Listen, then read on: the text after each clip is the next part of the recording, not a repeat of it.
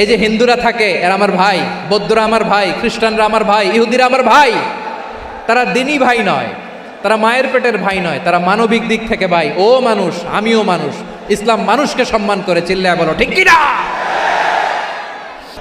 হিন্দুদের পূজা অনুষ্ঠানে মাদ্রাসার ছাত্র যে পাহারা দেয়, গোটা বিশ্বে এরকম দৃষ্টান্ত নজির বিরল, ঠিক কিনা বলেন। আইন শৃঙ্খলা বাহিনীর পাশাপাশি মাদ্রাসার ছাত্ররা যে সেখানে পাহারা দেয়, গোটা পৃথিবীতে এই দৃষ্টান্ত আপনি পাবেন না। মাদ্রাসার ছাত্ররা তারা তো কোরআনের ধারক, তারা হাদিসের ধারক, তারা কেন মন্দির পাহারা দিবে?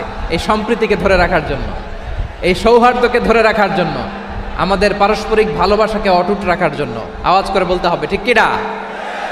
এখন বলেন, আমাদের এই ভালোবাসা অটুট থাক আমরা চাই কি চাই না?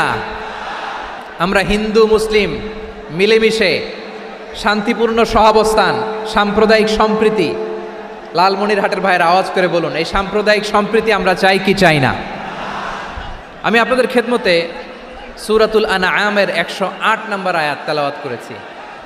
এখানে আল্লাহ রাব্বুল ইজ্জা ওয়াল জালাল তিনি ইরশাদ করছেন, ওয়ালা তাসুব্বুল্লাযীনা ইয়াদউনা মিন দুনিল্লাহি ফায়াসুব্বুল্লাহা আদওয়াম বিগাইরি ইলম কাযালিকা যায়্যান্না লিকুল্লি উম্মাতিন আমালাহুম সুম্মা ইলা রাব্বিহিম মারজিউহুম ফায়ুনাব্বিউহুম বিমা কানু ইয়ামালুন। রব্বুল আলামিন বলেন, গোলাম ও আমার ইমানদার বান্দারা শোনো শোনো,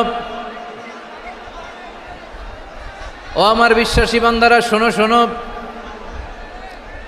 লা তাসুব্বুল্লাযীনা ইয়াদউনা মিন দুনিল্লাহ ফায়াসুব্বুল্লাহা আদওয়াম বিগাইরি ইলম।